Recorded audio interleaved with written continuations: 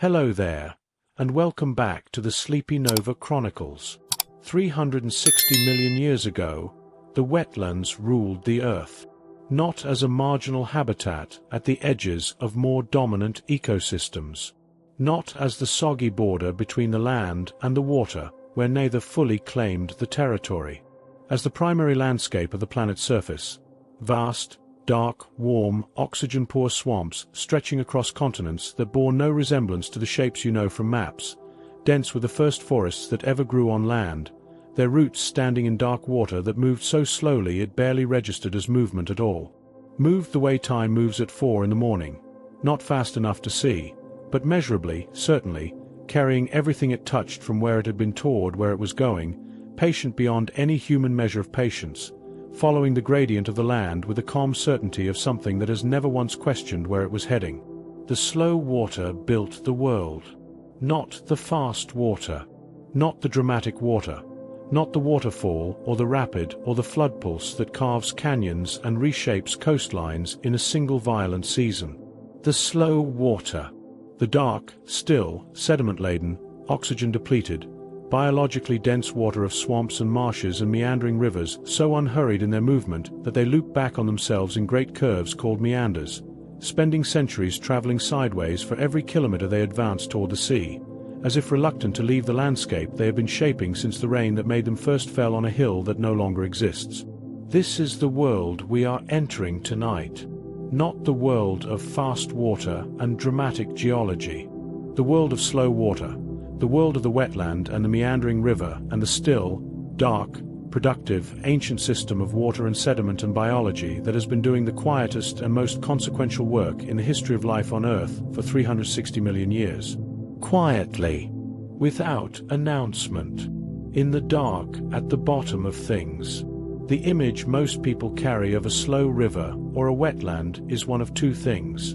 Either a picturesque scene, the kind that appears on calendars, with morning mist lying along a glassy river surface and a heron standing motionless in the shallows, and the light of early morning diffused through reed stems into something that looks less like weather and more like a deliberate aesthetic choice.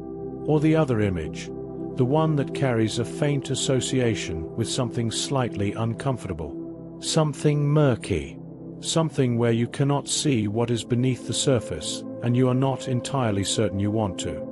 Something that smells, on a warm afternoon, of the specific organic richness of decay, which is not, as most noses interpret it in passing, the smell of something dying, but the smell of something being converted, transformed, broken down by microbial communities so dense and so active that a single cubic centimeter of wetland sediment contains more individual organisms than there are human beings alive on Earth. More organisms per cubic centimeter than humans on the planet. In a spoonful of dark mud from the bottom of a slow river. That mud, that dark, soft, still, apparently inert material that coats the beds of slow rivers and the floors of wetlands, and that you would not voluntarily put your hand into, is one of the most biologically active substances on the surface of this planet. It is not dead material waiting to be swept away by the next flood. It is a living system, a community of bacteria and archaea and fungi and protozoa and nematodes and myofauna, the microscopic animals that live between sediment grains, operating at a metabolic rate that processes more organic carbon per unit volume than almost any other ecosystem on Earth, cycling nutrients through a food web so dense and so interconnected that the boundaries between organisms and their environment dissolve in the chemistry of the water above them. The slow river is not slow at the scale that matters. At the scale of the organisms that do its most important work, the slow river is furiously, continuously, almost unimaginably busy, a processing engine running at full capacity in the dark below the waterline, in the sediment below the water, in the chemistry that moves between the water and the air above it, and the roots of the plants at its margins, and the bodies of the animals that drink from it and are eaten beside it and die into it and become, in the patient way of wetland ecology, part of it. You cannot see this from the bank. From the bank, the slow river looks like what its name suggests. Slow, unhurried, moving with a deliberateness that reads, to a species accustomed to speed as a proxy for importance, as somehow lesser than the rushing mountain torrent or the dramatic ocean wave. We have built our metaphors of progress and ambition around fast water. We speak of careers that surge and relationships that flow and ideas that flood and minds that rush. We do not often speak of the slow river as a model for anything worth aspiring to. But the slow river has been doing something that the fast water cannot do. It has been building soil, filtering water, storing carbon, buffering floods, sustaining the biological diversity that underpins every terrestrial food web on Earth. And it has been doing all of this simultaneously, without effort, without machinery, without any awareness of the service it provides, for longer than complex life has walked on land.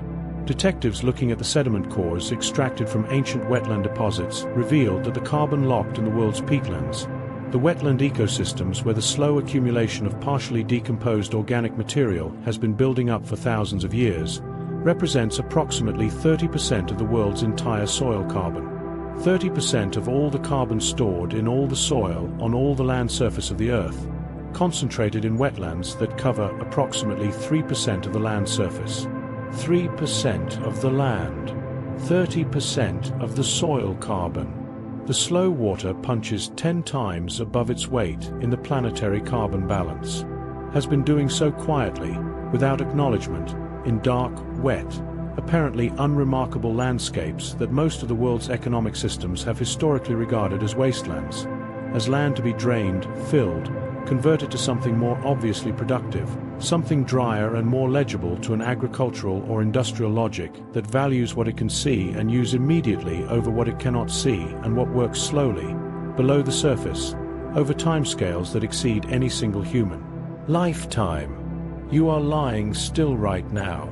The wetland has been lying still for 10,000 years in some places, building its carbon stores, filtering the water that eventually reaches the rivers, that eventually reach the reservoirs, that eventually reach the pipes that delivered whatever you drank today. Doing its quiet, slow, essential work in landscapes that most of the people who depend on that work have never visited and could not, if asked, locate on a map. Tonight we are going to follow the slow water, from its source in the first rains that pooled in the lowest points of the landscape, and began the process that would eventually produce every river and every wetland and every dark, still, biologically dense body of water on the surface of this planet, through the mechanics of how a slow river moves and why it meanders and what happens in the sediment below its surface and what the wetland does with the water that floods it, to the place where all of it arrives in you, in the water your body contains, in the carbon that your cells run on, in the specific ancient, neurologically encoded calm that the sound of slow water produces in a human nervous system that evolved beside rivers and wetlands for long enough that the sound of still water became, at a depth below conscious thought, the sound of safety, the sound of enough, the sound of a world that is providing what you need. If this quiet journey is useful to you tonight, a slow hour of water and deep time, and the patient logic of ecosystems that do their most important work below the surface and below the speed at which most people notice, then I would gently invite you to subscribe, or to leave a thought below about which part of this stays with you. It helps other people who are lying in their own stillness, also trying to let the current of the day slow to something they can rest beside, find their way here, one bend in the river at a time. But for now, there is only this. Allow your shoulders to soften. Let your breathing slow, not pushed, not managed, just allowed to find its own pace the way a river finds its own gradient. The pace that the landscape allows. The pace that requires no effort because it is simply following the shape of the ground beneath it. Let your attention settle into the still water of tonight. Let the current of the day carry whatever it is carrying away from you now, downstream toward the sea, out of your immediate reach. The slow river has been letting things go for 360 million years. It knows how. Let's begin. A slow river is not a failed fast river. This is the first misconception to release. The assumption, so deeply embedded in the way most people think about rivers that it rarely rises to the level of conscious belief, that a slow river is simply a fast river that has run out of gradient. That the meandering, looping, leisurely movement of a lowland river across a flat floodplain is what happens when a river no longer has the energy to do what rivers are supposed to do: cut downward, move forward, carry material efficiently from source to sea. It is not. A slow river is doing something entirely different from a fast river. Not a lesser version of the same process. A different process. One that is, in terms of the landscape it creates and the biological systems it sustains and the sheer volume of material it moves across geological time, as consequential as anything the fast water achieves in its dramatic cutting and carving and reshaping of resistant rock. The slow river moves sideways. This is its defining mechanical property and the source of everything extraordinary about it.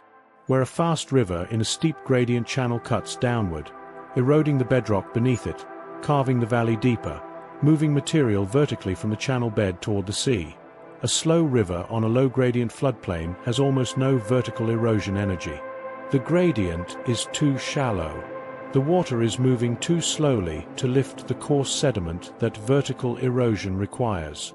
What it can do, what the physics of slow water in a wide, shallow channel specifically enables, is erode laterally, sideways, into its own banks. And the mechanism by which it does this is one of the most elegant self-organizing processes in geomorphology. It begins with any slight irregularity in the channel. A fallen tree, a slightly softer section of bank, a deposit of sediment that deflects the current fractionally to one side. The deflected current strikes the opposite bank at a slightly increased angle, eroding it.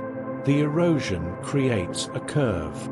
The curve accelerates the water on the outside of the bend, the same physics that makes a car take a curve faster on the outside lane, and that accelerated water erodes the outer bank further.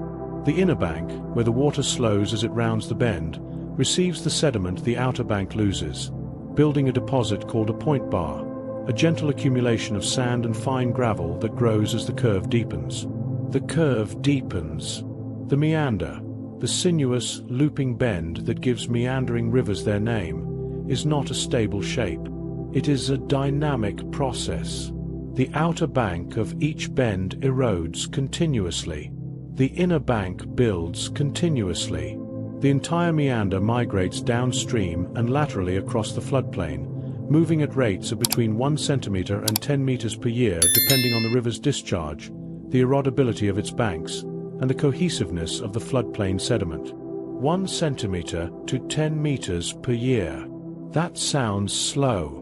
Over 1,000 years, a period that fits comfortably within recorded human history. A river migrating at 10 meters per year moves its channel by 10 kilometers laterally across the floodplain. 10 kilometers. The width of a medium-sized city, traversed entirely by a river that appeared, from any single human vantage point at any single moment in time, to be barely moving. The river is rewriting the landscape in slow motion, and as it moves, it leaves behind a record of every position it has ever occupied. The floodplain of a mature meandering river is not flat, featureless ground. It is a palimpsest, a surface written and overwritten so many times by the river's lateral migration that the landscape itself has become an archive of the river's history. The gentle ridges and swales that pattern the floodplain surface are the remnants of former channel positions. The point bar deposits that built up on the inside of meanders that have since migrated away, leaving behind low ridges of slightly coarser sediment that stand a few centimeters above the surrounding floodplain. Between them, the swales, the lowest points of the old channel positions, collect water during floods and support the specific vegetation communities that grow in seasonally inundated ground. The floodplain is the river's autobiography. Every position the channel has occupied in the last several thousand years is recorded in the surface topography, readable by anyone who knows how to interpret the pattern of ridges and swales, the curve of old scroll bars, the shape of the abandoned channel segments that the river has left behind as it moved. And the most dramatic of those abandoned channel segments, the feature that represents the river's most extreme lateral migration event, The moment when a meander that has been tightening and deepening for decades or centuries finally loops back on itself so completely that the river finds a shorter path and cuts through the narrow neck of land that separates the two approaching bends, is the Oxbow Lake. The Oxbow Lake forms in hours. This is the paradox at the heart of the slow river's biography. A river that moves its channel by centimeters per year, that reshapes its floodplain over timescales of centuries, can cut off a meander and create an Oxbow Lake in a single flood event. The neck of land between two approaching meander bends, thinning year by year as both bends migrate toward each other, sometimes thinning to just a few meters of floodplain surface separating two sections of the same river, finally breaches when a flood pulse sends water across the neck at sufficient velocity to erode through it. The river takes the shortcut. The abandoned meander, now cut off from the main channel at both ends, still full of the river's water but no longer receiving the river's flow, begins its transformation into a lake. The current that once moved through it ceases. The sediment that the current was carrying settles to the bottom. The water clears. The vegetation that was scoured from the banks by the river's movement begins to colonize the still margins of the new lake. The Oxbow, named for its characteristic U-shape, resembling the wooden collar fitted around the neck of a draft ox, becomes, within decades, something almost unrecognizable as a former river channel. It becomes still water. And still water, in the ecology of wetland systems, is a fundamentally different habitat from moving water. Not better or worse. Different in its chemistry, its temperature structure, its oxygen dynamics, its biological communities, its role in the landscape. Still water stratifies, develops layers of different temperature and density, with warm water sitting above cold, the layers mixing only when wind or seasonal temperature change disrupts the stratification. Still water accumulates sediment on its floor, rather than transporting it downstream. Still water develops the oxygen depletion at its deepest layers that creates the anoxic conditions in which organic material is preserved rather than decomposed.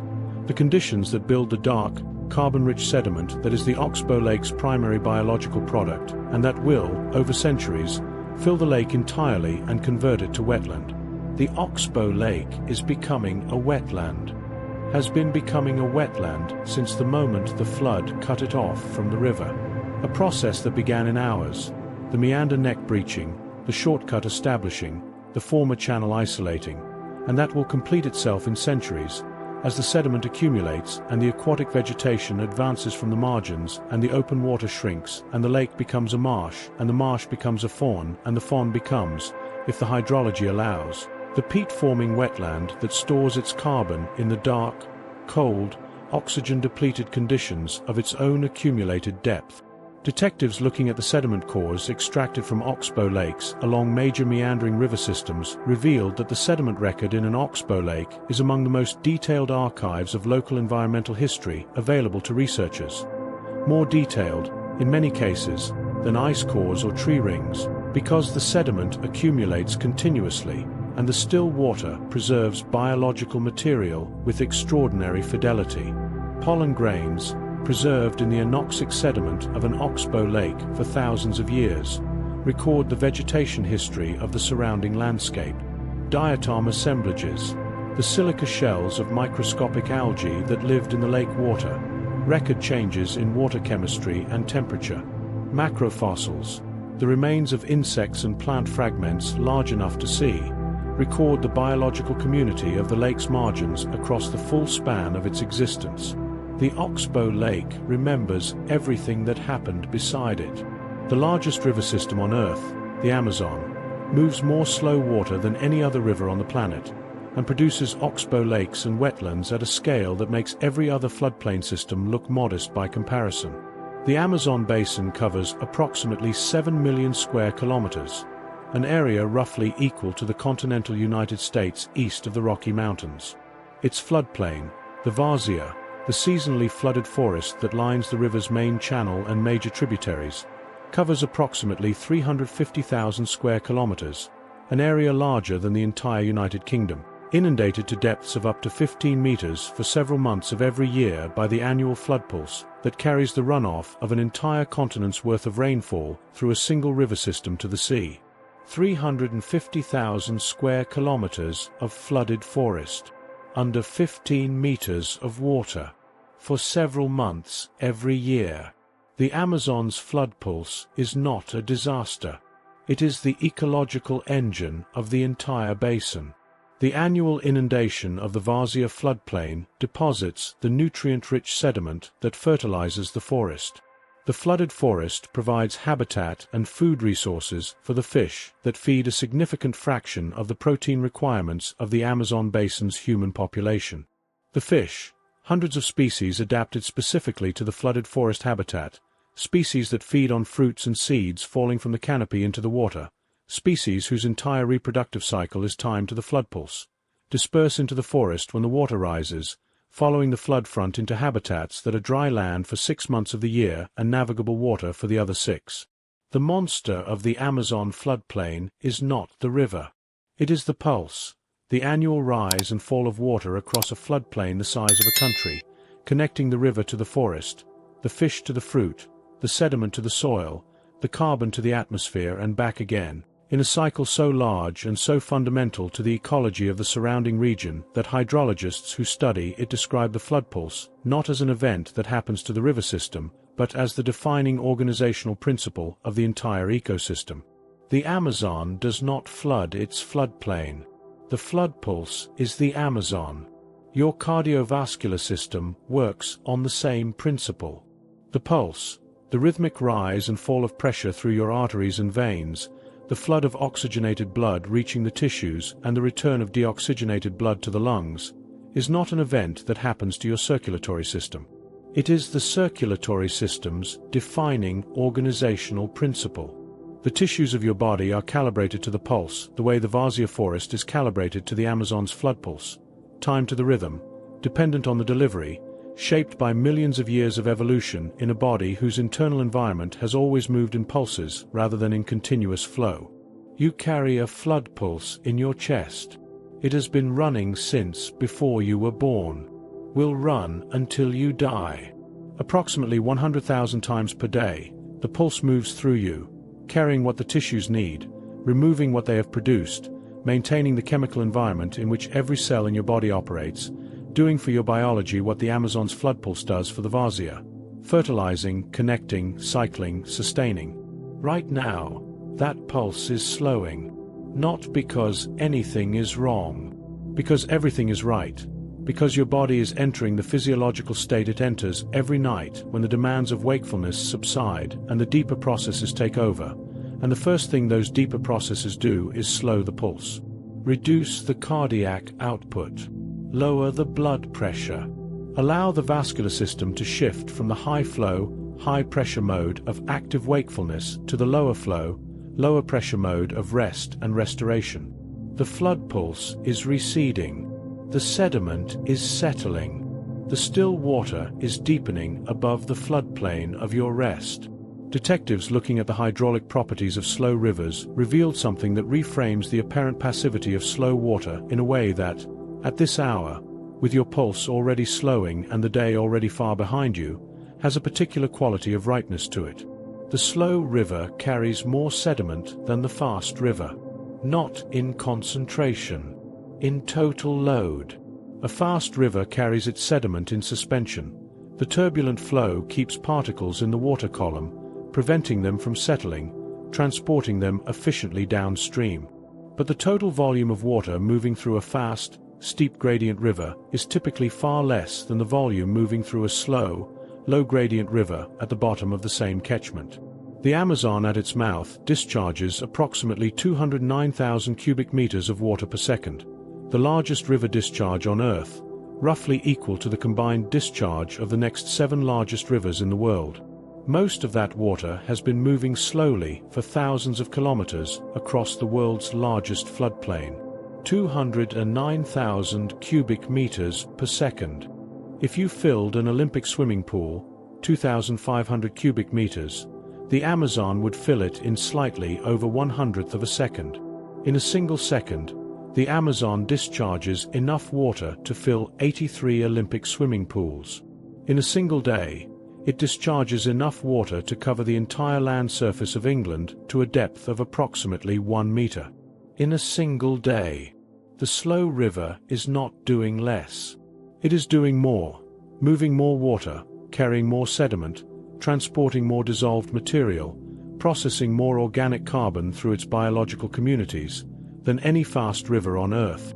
Its slowness is not a limitation. It is the consequence of its scale. The river is so vast, its catchment so enormous, its floodplain so wide and so flat, that the water it moves has no choice but to move slowly. The landscape itself enforces the pace. And in that enforced slowness, in the wide, flat, unhurried movement of the largest volume of fresh water on the surface of the Earth across a floodplain the size of a continent, the most productive, most biodiverse, most carbon-rich freshwater ecosystem the planet has produced. Built by slowness, sustained by patience, running tonight in the dark at the pace the landscape allows. The same pace your body is finding now. At the edge of the slow river, something is always beginning. Not dramatically. Not with the explosive energy of a fast ecosystem colonizing new ground after a disturbance. Not with the rush of pioneer species racing to fill the gap left by a fallen tree or a burned hillside. The beginning that happens at the edge of slow water is quieter than that. More patient. More layered. It happens in the accumulation of silt at the river's margins, where the current slows enough to release what it has been carrying. In the rooting of the first reed stem in that accumulated silt.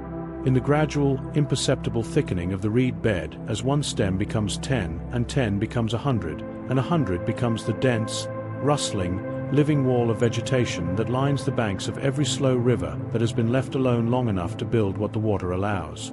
The reed bed is the slow river's first gift to the living world. And it is a gift that keeps building, not just in the biological sense of providing habitat and food for the species that move into it, but in the chemical sense of transforming the water that flows through it. The reed, Phragmites australis, the common reed, the most widely distributed flowering plant on Earth, growing on every continent except Antarctica, in wetlands from the Arctic tundra to the tropics, is a water filter of extraordinary efficiency. Its roots and rhizomes extend into the sediment, absorbing the dissolved nutrients, the nitrogen and phosphorus from agricultural runoff, the organic compounds from upstream settlements, that would otherwise enter the river in concentrations toxic to aquatic life. The bacteria that colonize the surfaces of reed roots process nitrates through denitrification, converting dissolved nitrogen compounds back into inert nitrogen gas that returns to the atmosphere harmlessly, removing the nutrient load from the water permanently. A mature reed bed filters water, not as a passive physical barrier that traps particles the way a coffee filter traps coffee grounds. As an active biological system, using the metabolic activity of its roots and the microbial communities that colonize them to chemically transform the pollutants in the water passing through it, converting them into forms that can either be incorporated into living tissue or released harmlessly into the atmosphere. A single hectare of mature reed bed, an area roughly the size of a large supermarket's car park, can remove approximately 2,500 kilograms of nitrogen from the water passing through it per year. 2,500 kilograms of nitrogen per hectare per year, removed not by machinery, not by chemicals, not by any industrial process that requires energy or maintenance or replacement parts, but by the roots of a grass that grows in silt at the edge of slow water, doing its chemical work without awareness, without effort, without any resource input beyond the nutrients it is removing and the sunlight it converts to the energy that drives its roots deeper into the sediment. The reed bed is the most cost-effective water treatment system on Earth, and it is also, above the waterline, a world unto itself. The reed bed in summer is dense, warm, and alive with a specific quality of sound that no other habitat produces. The click and rasp of reed stems moving against each other in the wind. The explosive burst of a reed warbler launching itself from one stem to another. The deep, resonant, almost mechanical boom of the bittern, the largest member of the heron family that breeds in reed beds, a bird so perfectly camouflaged in the vertical lines of the reed stems that it is almost impossible to see even when you are standing within meters of it, its brown-streaked plumage blending with the reed stems so precisely that the bird's primary defense against predators is not flight but stillness, freezing with its bill pointed upward, its neck extended, its body swaying slowly in time with the reeds, becoming, in the most complete biological sense, part of the landscape it inhabits. The bittern does not hide in the reed bed. It becomes the reed bed. Detectives looking at the acoustic properties of the bittern's call revealed that the low-frequency boom, produced by the bird inflating specialized air sacs in its esophagus and releasing the air in a controlled burst, travels through the dense reed bed with minimal attenuation at distances that make it one of the most long-range bird calls in the world. A bittern's boom has been recorded at distances of up to 5 kilometers from the calling bird in still conditions. 5 kilometers. The sound of a single bird, produced in the middle of a reed bed, reaching the ears of potential mates and rival males across an area of approximately 78 square kilometers of surrounding landscape. 78 square kilometers covered by the call of a single bird, from the still center of the reed bed. But the reed bed, extraordinary as it is only the visible, above-waterline expression of what the slow river builds for the living world.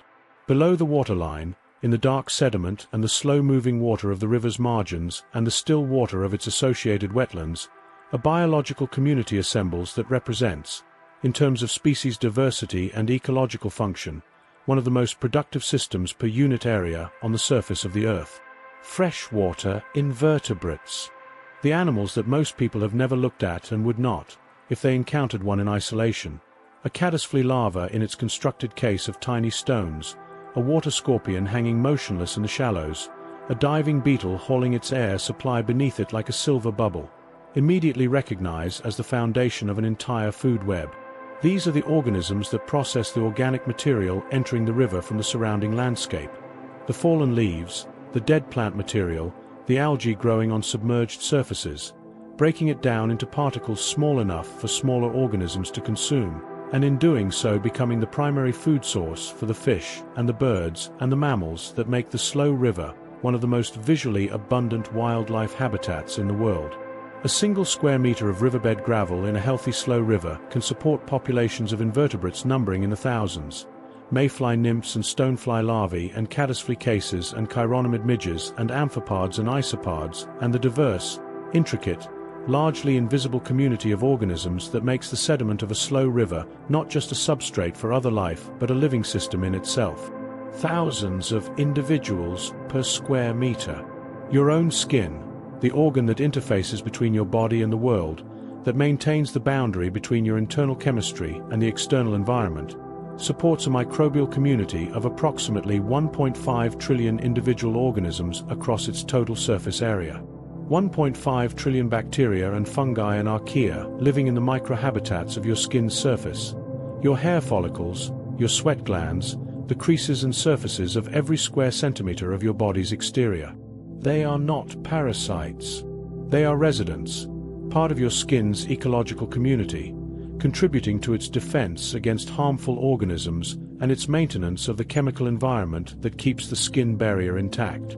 You are a habitat, as the river is a habitat. Running the same logic, a surface supporting a community of organisms whose activity maintains the system's function, whose diversity reflects the health of the conditions they inhabit, whose presence is not incidental to the system but constitutive of it.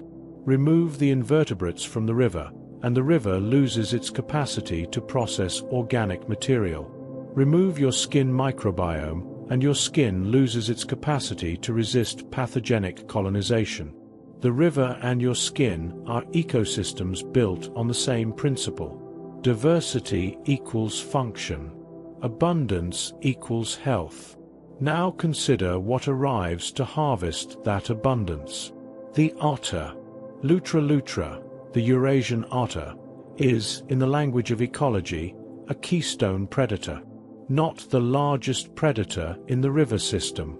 Not the most powerful. the most ecologically significant, the species whose presence or absence changes the structure of the entire community it inhabits, whose behavior cascades through the food web in ways that affect organisms it never directly contacts, whose hunting activity regulates the populations of the fish and the invertebrates it eats in ways that prevent any single species from dominating the river to the detriment of everything else. The otter hunts in the slow river the way the slow river itself moves, with an unhurried efficiency that does not look like effort and conceals, beneath its apparent ease, a physical performance of extraordinary precision.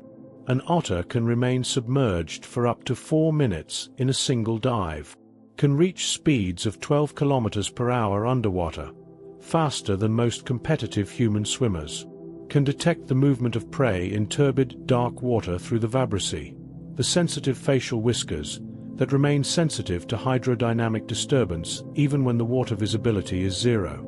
The otter hunts by feeling the water, by detecting the pressure waves that a fish produces as it moves, waves so faint they would be imperceptible to any instrument less sensitive than the otter's vibrissae, and steering toward them in the dark, in the cold, in the sediment-laden water of the slow river's deeper channels, catching prey in an environment where sight is useless by the same sensory logic the mole uses underground, the same logic the fennec fox uses in the dark of the Saharan night. The specialist sense.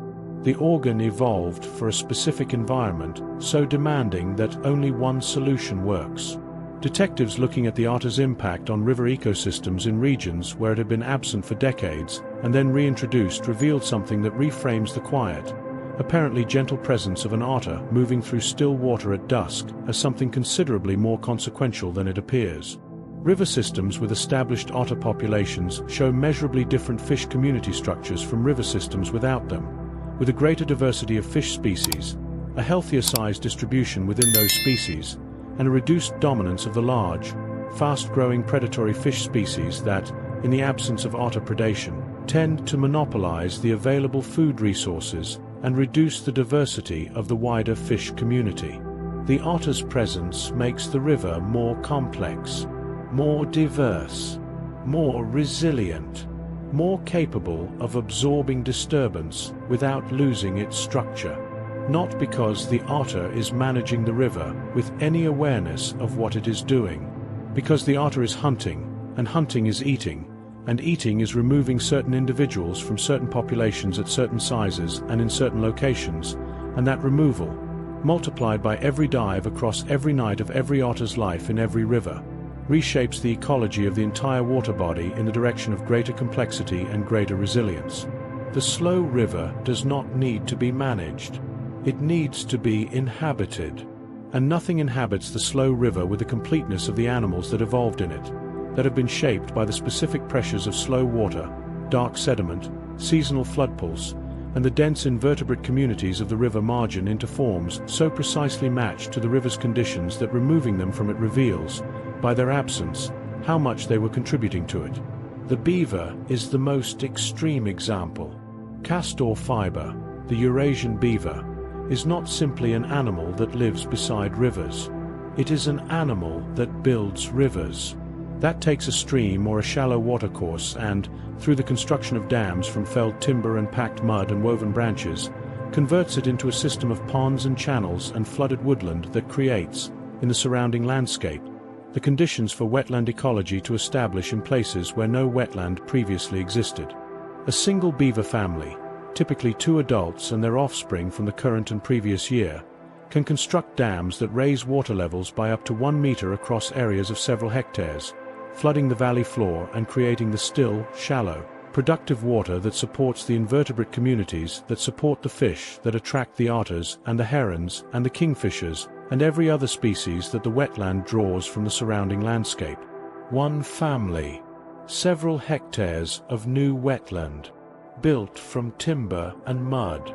Detectives looking at the ecological impact of beaver reintroductions in river catchments across Europe and North America revealed results that consistently exceeded the expectations of the researchers who designed the studies. Beaver-modified watercourses show water quality improvements attributable to the increased residence time of water in the beavers' ponds, the slower movement of water through the landscape, giving the sediment settling and biological processing mechanisms more time to operate. They show flood attenuation, the beaver's ponds acting as temporary storage for floodwater, releasing it slowly downstream rather than all at once, reducing flood peaks in the catchments below. They show dramatic increases in the diversity and abundance of aquatic invertebrates, amphibians, and wetland birds within years of the beaver's establishment. The beaver does not improve the river. The beaver makes the river more like itself, more like the slow, shallow, highly connected, biologically dense watercourse that the river's own ecology tends toward when left to develop without interference, and that human drainage and channelization have removed from most of the rivers in the developed world over the last 200 years. The beaver restores what was always there. All of this, the reed bed filtering water, the bittern calling across 5 kilometers of still air, the otter feeling the pressure waves of its prey in the dark, the beaver building its wetland from timber and persistence, is happening right now. In the dark. In the slow water at the margins of rivers across every continent except Antarctica. Quietly, without announcement, without any awareness of the scale of what it is collectively producing. The living world beside the slow river is doing its maintenance work, as your body is doing its maintenance work. In the dark, in the still, in the downshifted, low-pulse, conservation mode biology of a body that has finally, after a long day of fast water demands, arrived at the slow water of tonight. Your breathing has slowed to the pace of the river, not the Amazon in flood. Not the torrent cutting through rock. The slow river at midnight, dark, still, carrying its sediment in gentle suspension, moving at the pace the landscape allows, unhurried and purposeful and doing, in its apparent stillness, everything that the living world beside it needs. The reed bed is filtering. The otter is diving. The beaver is listening to the water. And the still, dark, patient world of the slow river is continuing, as it has continued for 360 million years, in the dark at the edge of every body of slow water the earth has ever produced, its quiet, essential, unhurried work. Let yours begin. The fens of eastern England were once the largest wetland in Britain, not the largest surviving wetland. The largest wetland that ever existed on the island, a vast, dark, flat, waterlogged landscape of reed and sedge and open water and floating bog, stretching across approximately 3,400 square kilometers of what is now the most intensively farmed agricultural land in the United Kingdom. 3,400 square kilometers. An area larger than the English county of Lincolnshire, covered in slow water and reed bed and peat bog and the specific, dense, biologically extraordinary ecosystem that slow water builds when it is left alone long enough to build it properly. Gone. Not damaged. Not degraded. Gone, drained systematically, over the course of approximately 350 years of organized drainage beginning in the 17th century, converted from wetland to farmland by the construction of drainage channels and pumping systems that extracted the water from the peat and deposited it into rivers raised above the surrounding land surface by the accumulation of dredged sediment on their banks, rivers that now flow above the level of the fields they drain, held back from flooding the land they originally occupied by a system of pumping stations that run continuously, every day, year-round, because the moment the pumps stop, the water returns. The fens want to be wet. They have always wanted to be wet. The peat that forms the soil of the modern fenland was produced by the wetland that the drainage destroyed, built up over thousands of years of waterlogged conditions in which the plant material that died in the shallow water and the bog surface did not decompose, because the anoxic, waterlogged conditions prevented the microbial breakdown that decomposition requires. That undecayed plant material accumulated, layer by layer, compressed by the weight of the material above it, building a deposit of dark, carbon-rich, spongy peat that, at its deepest, reached 6 meters below the surface of the pre-drainage landscape. 6 meters of peat, built over 6,000 years. 1 millimeter per year of accumulated biological carbon, compressed and preserved in conditions that the drainage destroyed. When the drainage pumps began extracting water from the fenland peat, They did not simply remove water from a soil that would otherwise remain intact. They exposed the peat to air, and peat exposed to air oxidizes. The organic carbon in the peat reacts with the oxygen in the air, releasing carbon dioxide in a process that is, in chemical terms, the slow combustion of 6,000 years of accumulated biological material. The peat shrinks, compacts, loses volume as its carbon escapes to the atmosphere, and the land surface drops. The fenland surface has dropped by up to 4 meters since drainage began. 4 meters. The peat that once stood above the surrounding landscape now lies below sea level in many areas, below the level of the rivers that drain it, below the level of the tidal water that would flood it if the sea walls failed, below the level of the water table that the pumping stations must continuously suppress to keep the fields dry enough to farm. The fens are sinking into the space left by the carbon that was once the wetland. Detectives looking at the rate of peat subsidence in drained wetlands across the world revealed that the fens are not exceptional. They are typical.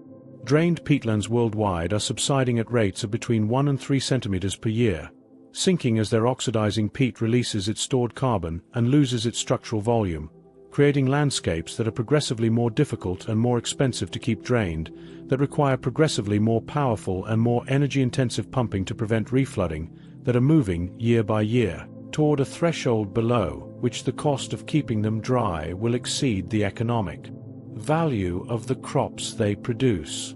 And the carbon they are releasing is not small.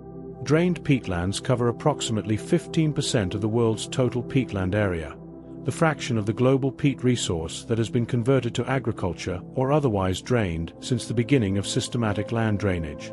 That 15% releases approximately 1.9 billion tons of carbon dioxide per year, approximately 5% of total global greenhouse gas emissions from all sources, produced by the oxidation of peat that accumulated over thousands of years in conditions of biological patience that the drainage destroyed in a human lifetime. 1.9 billion tons of carbon dioxide per year, from 15% of the world's drained peatlands. If you took that carbon dioxide and compressed it to liquid density, it would fill approximately 950 million Olympic swimming pools. 950 million. Released every year. From the slow, invisible, continuous oxidation of peat that was built by the patience of wetland biology across 6,000 years of still water and dark sediment, and the undisturbed accumulation of material that the slow water preserved because the slow water knew, in the only sense that a biological system can know anything, that preservation was the right response to abundance. Store it. Do not burn it. Keep it wet. Keep it dark. Keep it still. The catastrophe of drained peatlands is not only the carbon. It is the water. The Mesopotamian marshes, the vast wetland system at the confluence of the Tigris and Euphrates rivers in what is now southern Iraq, the region that many historians identify as the location of the earliest human civilizations, the landscape that gave rise to the Sumerian culture, and that has been continuously inhabited for at least 5,000 years by the marsh Arabs, the Modan, a people who built their houses on floating reed islands and navigated their landscape in narrow wooden boats, and whose entire culture, economy, and identity was constructed around and within and from the wetland that surrounded them, were deliberately drained. Not accidentally, not as a byproduct of agricultural development or urban expansion, deliberately, systematically, as an act of political and military strategy, designed to destroy the wetland habitat that was providing refuge to political opponents of the Iraqi government and that had sustained the Modan culture for 5,000 years. Between 1991 and 2000, approximately 90% of the Mesopotamian marshes were drained. 90%. The largest wetland in the Middle East, a system covering approximately 15,000 square kilometers, the biological equivalent of the Florida Everglades, one of the most biodiverse freshwater ecosystems in the world, a landscape that had been continuously wet since the last ice age, reduced to cracked, saline, dusty plain in less than a decade. The Modan who had lived in the marshes for 5,000 years were displaced. The fish populations that had fed the region for millennia collapsed. The migratory bird populations that had used the marshes as a staging post on one of the most important flyways in the world, the route between Central Asia and Sub-Saharan Africa, lost their primary resting and feeding ground along a journey of thousands of kilometers. The water buffalo that the Modan had herded across the marsh surface for generations had nowhere to graze. The wetland that had built a 5,000-year culture disappeared in 9 years. Your nervous system processes stress on a similar timescale asymmetry. The accumulation of resilience, the slow, patient building of the psychological and physiological capacity to absorb difficulty without breaking, takes years. The depletion of that resilience under sustained pressure can happen in months.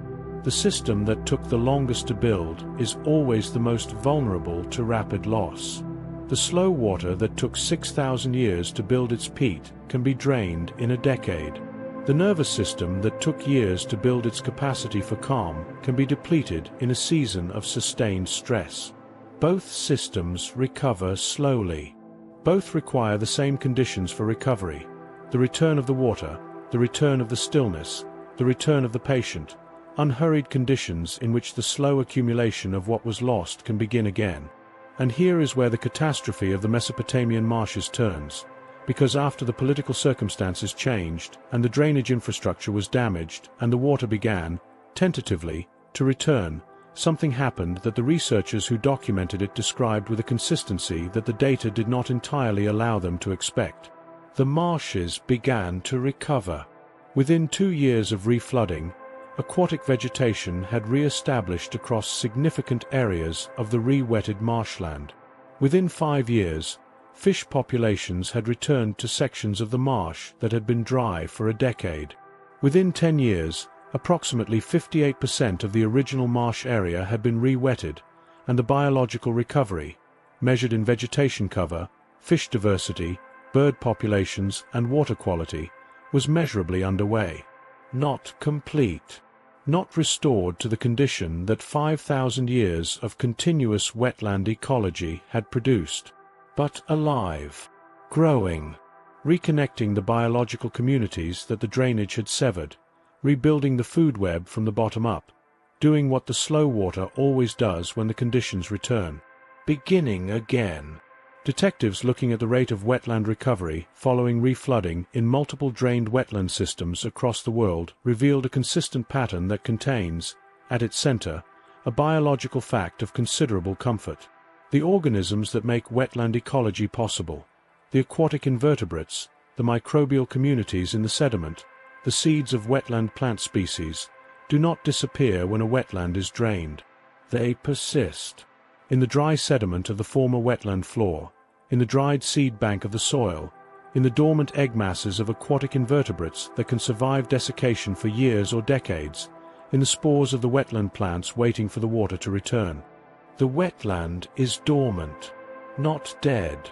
The same biological principle that operates in the Saharan soil, the dormancy strategy, the capacity to wait in a state of suspended biological activity for conditions to return to the threshold that allows resumption, operates in the dried wetland. The organisms are still there, still viable, still carrying in their biology the full specification for the ecosystem they once formed part of, waiting, with the patience that only biological systems without nervous systems to register the waiting possess, for the water to return. And when the water returns, they resume, not after years of recolonization from distant sources. Within months, sometimes within weeks, the dormant community reactivates. The seeds germinate, the invertebrate egg masses hatch, the microbial community resumes its chemical processing of the organic material in the sediment, and the wetland begins, from the inside out, to reassemble itself. The largest wetland restoration project currently underway in the world is happening in Iraq. The Mesopotamian marshes, drained to 90% loss in 9 years, are being restored through a combination of dam management, canal blocking, and the controlled reflooding of former marsh areas, in a project that involves the Iraqi government, international conservation organizations, and the Modan communities who were displaced from the marshes and are returning as the water comes back. It is not finished. It will not be finished in any single lifetime. The peat that took 5,000 years to build in the original marsh will not rebuild in a human time frame. The species diversity that 5,000 years of continuous wetland ecology produced will not fully reassemble in a decade of restoration.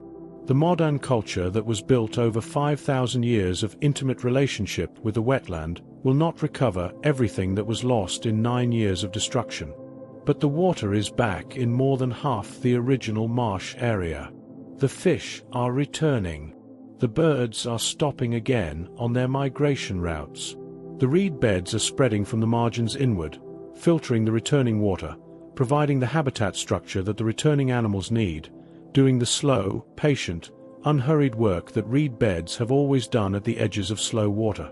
1 millimeter of peat at a time. The monster of wetland loss is not the drainage. It is the function, the removal of the biological processing capacity that the wetland provided, the release of the carbon it stored, the loss of the flood attenuation it performed, the destruction of the water filtration it maintained, the erasure of the biological diversity it sustained. All of it invisible. All of it operating below the surface, in the dark sediment and the slow water, in conditions that most people who live beside wetlands never directly observe, and therefore never miss when they are gone. Until the floods come. Until the water coming off the upland catchment, which the wetland used to absorb into its spongy peat and release slowly over months, arrives all at once in the downstream river, because there is no longer any slow water to buffer it. Until the drinking water catchment shows elevated nitrate levels, because the reed beds that used to remove the agricultural runoff before it entered the river have been drained. Until the town that was built on the floodplain of the river, the floodplain that the river built over millennia from the sediment it deposited in the slow water of its floodplain wetlands. Floods, because the floodplain that used to store the floodwater is now houses and roads and car parks that shed water rather than absorb it. The slow water was doing its work invisibly. Its absence is not invisible. But the slow water's logic, the logic of storage and patience and the gradual release of what has been accumulated over time, is the same logic your body is running right now, in the dark, in the still, in the downshifted metabolic state of a body preparing for sleep. Store. Do not burn. Keep still. Keep dark. Allow the patient accumulation of what the restoration requires. Your brain is restoring itself tonight. The same slow, below-the-surface, invisible process that the wetland uses to rebuild from dormancy, the reactivation of the dormant community, the resumption of the biological processing that the depletion interrupted, the reconnection of the food web from the bottom up, is happening in your neural tissue right now, as the glymphatic system begins its nightly clearance, and the memory consolidation systems begin their patient work, and the neurotransmitter systems that were depleted by the day begin the slow process of restoration. The wetland waits for the water. Your brain waits for the sleep. Both have been waiting all day. The water is returning now. Allow it. The reed beds are at the margin of your awareness, the last thoughts of the day, filtering the residue of whatever the day carried in its current, removing what does not need to be kept, allowing what remains to settle into the clear water of tonight. Nothing needs to be processed urgently. Nothing needs to be held at the surface. The slow water knows what to do with everything it carries. It always has. There is wetland carbon in your body right now. Not as a metaphor constructed to close the distance between your bedroom and a distant marsh. As a literal, chemically traceable fact. The carbon that forms the backbone of every organic molecule in every cell of your body arrived in you through the food chain, and the food chain is built on carbon that cycles through the atmosphere and the soil and the water and the living things that process it, and some fraction of that carbon, a fraction that cannot be precisely calculated but also cannot be dismissed, passed through wetland sediment on its journey from the atmosphere to the plant to the animal to the food to you. Carbon cycles. It does not stay in one place. It does not belong to one system. The carbon in your left hand right now has been atmospheric carbon dioxide, has been dissolved in ocean water, has been incorporated into marine organisms, has been buried in marine sediment, has been uplifted by tectonic forces and weathered back into the soil, has been taken up by plant roots, has been eaten by animals, has passed through food chains so long and so tangled that tracing any single carbon atom back through its complete history is, in practice, impossible. But some of it has been peat, has been locked in the dark, cold, waterlogged sediment of a wetland for hundreds or thousands of years, preserved in the same anoxic conditions that we explored in the river sediment, accumulated in the same patient, millimeter by millimeter way that the fenland built its 6 meters of biological carbon across 6,000 years of still water, before the carbon cycle moved it onward, before the wetland dried or flooded, or was disturbed by the same geological and climatic forces that have been moving carbon through every available form since the Earth first had an atmosphere to cycle it through. The carbon in your body has been patient in ways your mind cannot hold. It has waited in peat for 1,000 years and thought nothing of the weight, because carbon in peat does not experience the weight, does not register the 1,000 years as duration, simply exists in the dark, in the cold, in the still water, until the conditions change and the cycle moves it onward to the next form, the next organism, the next brief residence in a living body before it returns to the atmosphere and begins again. You are the next brief residence. And the water in you, the 60% of your body weight that is water, the water that is in your blood and your cells and the fluid in your joints and the moisture on the surface of your lungs, that water has been slow water, has been the water of wetlands and meandering rivers and oxbow lakes and the dark, still, biologically dense margins of every slow water body that your lineage has lived beside across the millions of years of primate and pre-primate evolution that produced the body you are lying in tonight. Your lineage evolved beside slow water, not beside the ocean, not beside the mountain torrent, beside the slow river and the wetland margin, the productive, biodiverse, food-rich edge habitat where the water meets the land and the invertebrates are abundant and the fish are catchable and the birds are present in numbers and the reeds provide shelter and the slow water provides the specific chemical and acoustic environment that your nervous system, shaped by millions of years of evolution in that environment, still responds to as home. The sound of slow water.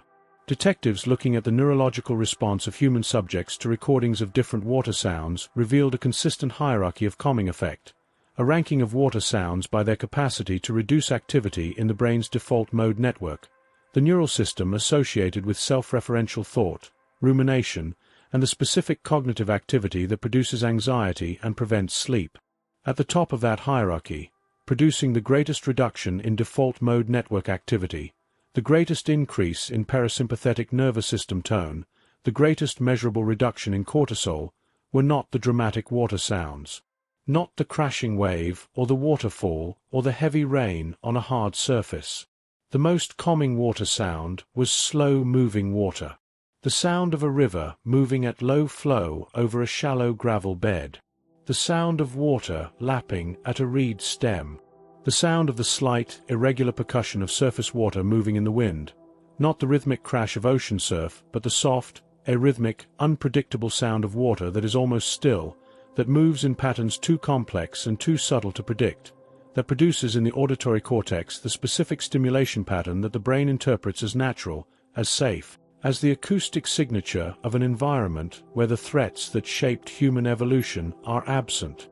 Your brain hears slow water and relaxes, not because you decide to relax, because the sound carries, encoded in its specific acoustic properties, its frequency range, its arrhythmic pattern, its low amplitude, a signal that your auditory cortex processes as safety before any conscious interpretation of the sound has occurred. The signal arrives in the amygdala, the brain's threat detection center, and is assessed against the library of threatening sounds that evolution has encoded there, and it does not match. It is not the crack of a branch under a heavy foot, not the high-frequency alarm call of a bird detecting a predator, not the low-frequency rumble of approaching weather. It is slow water. It means the world is providing, means water is present, means the prey animals that come to drink at slow water will be accessible, means shelter in the reed bed is available, means the night is quiet enough that the water's own sound is the loudest thing in the landscape. It means everything is all right. Your nervous system has been receiving this signal beside slow rivers and wetland margins for at least 55 million years of primate evolution. Every ancestor you have ever had, every organism in the unbroken chain of life that leads from the first primate to you, lying here tonight, lived in environments where slow water was present, and where the sound of slow water was the ambient acoustic background of safety and abundance. You were built for the sound of still water. Your brain is hearing it now. Not from outside your window, though if there is water near you, real water, even the slight sound of rain collecting in a drain or a fountain in a courtyard, your auditory cortex is processing it, and your amygdala is finding no threat in it, and your parasympathetic nervous system is responding with the same ancient, automatic, below the level of conscious thought relaxation response that your ancestors felt beside the rivers that fed them. But even in the absence of real water, the imagery of slow water, the thought of still dark water, moving at the pace the landscape allows, unhurried and purposeful, carrying its sediment in gentle suspension toward the sea, produces, in the brain that evolved beside slow water, a response that is not entirely different from the response to the sound itself. The brain that imagines water activates some of the same neural systems that the brain hearing water activates.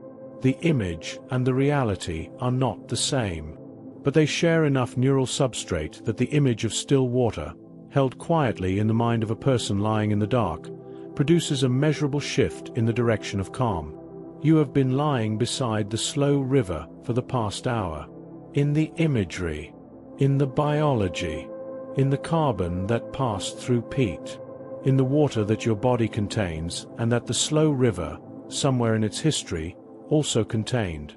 In the patience that the slow water embodies and that your body is, right now, being asked to embody. The patience of the reed bed filtering without effort. The patience of the otter waiting in still water for the pressure wave that signals prey.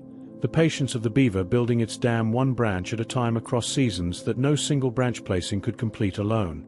The patience of a biological system that knows, not through thought, but through the accumulated logic of millions of years of selection for the organisms that could wait, that the conditions for what it needs will return. The conditions are here. Detectives looking at what happens in the brain during the transition from wakefulness to sleep revealed that the process is not a switch, not a single moment of transition from one state to another. It is a gradient, a slow river, a progressive shift in the electrical activity of the brain from the fast, high-amplitude waves of alert wakefulness through the slower, larger waves of relaxed wakefulness through the hypnagogic state, the threshold state, the edge between waking and sleeping, the state in which the images and sounds of the day begin to dissolve into something less structured, less narrative, less subject to the logic of conscious thought, and finally into the slow, deep, restorative waves of stage 3 sleep, where the brain does its most essential maintenance work. The transition takes time, cannot be rushed, cannot be forced, can only be allowed. The same way the slow river cannot be hurried without becoming a different kind of river, without losing the very properties that make it what it is. The meander cannot form in a channel moving too fast. The reed bed cannot establish in water moving too urgently. The peat cannot build in conditions of turbulence and oxygen. The slow water needs to be slow to do what slow water does. And you need to be still to do what sleep does. The transition is already underway. Your core body temperature has already dropped its nightly degree. Your adenosine has already built to the pressure that makes sleep feel not like a decision but like an arrival. The way a river arrives at the sea, not through any single act of will, but through the accumulated momentum of a long journey through a landscape that has been guiding it toward this moment since the first rain fell on the first hill. You have been on this journey all day. You are close to the sea now. If this journey has been useful to you, if this slow hour of wetland and river and the patient below the surface biology of still water has helped the current of the day slow to something you can finally rest beside, then I would gently invite you to subscribe, or to leave a thought below about which part of this stayed with you.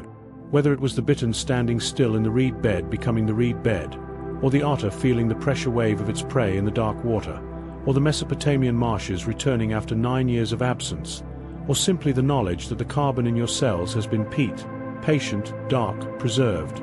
somewhere in its long journey to you. It helps other people find their way here. Other people lying in their own still water, also waiting for the current to slow enough to rest in. One bend in the river at a time. And if sleep is still arriving, if there is still some current of the day that has not yet reached its oxbow and gone still, there is another journey waiting. Another corner of the living world told at this same unhurried pace, in this same quiet voice, ready to carry you somewhere ancient and patient and larger than anything that happened today. It will be there. But for now, feel the weight of your body where it meets the surface beneath you. Feel how the surface receives it, completely, without negotiation, the way the floodplain receives the river's flood. Not resisting, not redirecting, simply allowing the weight to spread and settle and find its own level in the quiet geography of tonight. Your body is a watershed. Everything that entered it today, the food, the water, the light, the information, the demands, the emotions, the residue of every decision and every interaction and every moment of effort that the day required, is moving through you now, finding its gradient, moving toward the lowest point, settling into the slow water of tonight's rest the way sediment settles through still water, not quickly, not all at once, but continuously, patiently, layer by layer, each particle finding its place in the quiet accumulation of a body that is, right now, building tomorrow's peat. Building the dark, rich, patient substrate from which tomorrow will grow. You do not need to manage this. The watershed manages itself. The slow river knows its gradient. Allow your shoulders to soften now. The way the river's banks soften where the current slows, not eroding, not collapsing, just releasing the tension that fast water creates, settling into the shape that still water allows, the gentle curve of a landscape that no longer needs to resist what is moving through it. Allow your jaw to unclench. Allow your hands to open. Allow the thoughts that are still moving at the surface, the last turbulent eddies of a day that is almost over, to find their oxbow, to be cut off from the main current, to go still, to become, in the dark, the still water that will clear by morning.